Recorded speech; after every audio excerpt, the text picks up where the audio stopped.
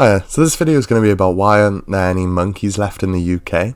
Now, just to start off with a bit of a thing, right? There are monkeys in the UK, but none that naturally exist.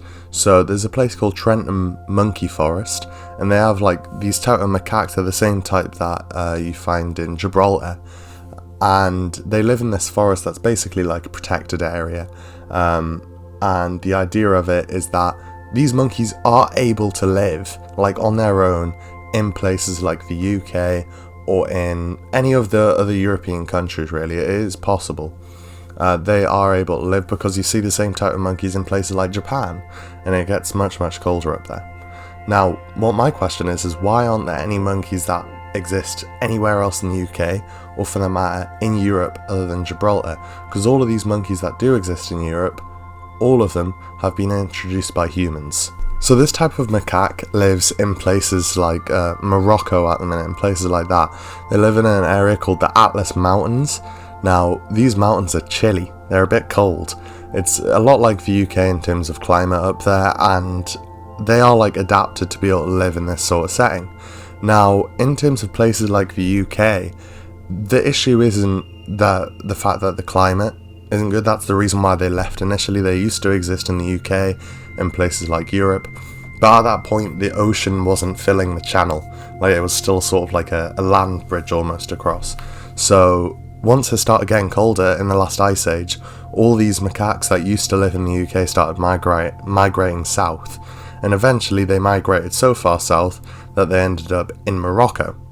Now, because of all of this, once the the climate started warming again and this land bridge started like basically collapsing, you couldn't cross it anymore because the water filled it up, the macaques were trapped in Africa. They couldn't get across, there was no way to get across, and basically they were trapped there even though places like the UK were in theory a suitable enough habitat.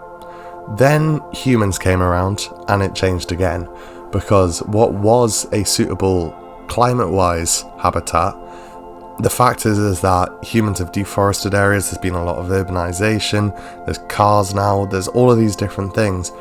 The fact that forests have become so much smaller, sorry, I have a bit of a cold, and fragmented, has meant that even if macaques were introduced back to areas like Europe or back to the UK, they wouldn't be able to survive because there isn't like a suitable habitat for them. There isn't enough forest for what they need.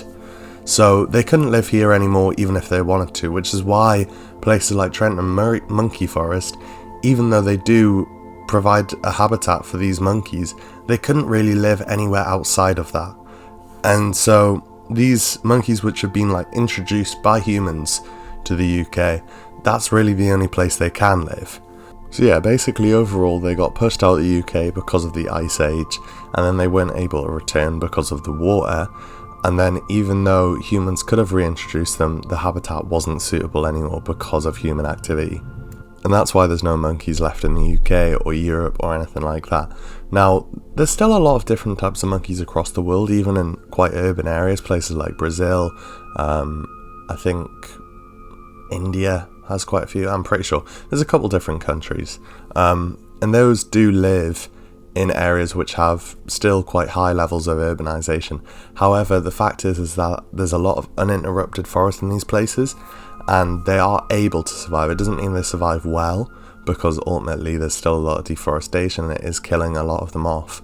But I think it's a lesson that can be learned in a way, which is that if people are deforesting areas, it kills so many animals. Like, deforestation is probably the leading cause of animal like issues, things like that across the world. And I think that goes for anything like ocean life, for example. Coral reef loss, it's one of the major habitats for fish life in the oceans, and the fact that there's habitat loss going on, it's making a lot of them come close to extinction, and I think that's kind of sad. So I think there needs to be more action in the world, maybe less to do with like the climate and that, as bad as it is. I think a lot of the time we dedicate half of our resources to that, and it's not actually making an awful lot of difference. However, things like habitat loss and animals and keeping trees alive I'm sure you could get a lot more done with the same amount of money that's spent on things like renewables.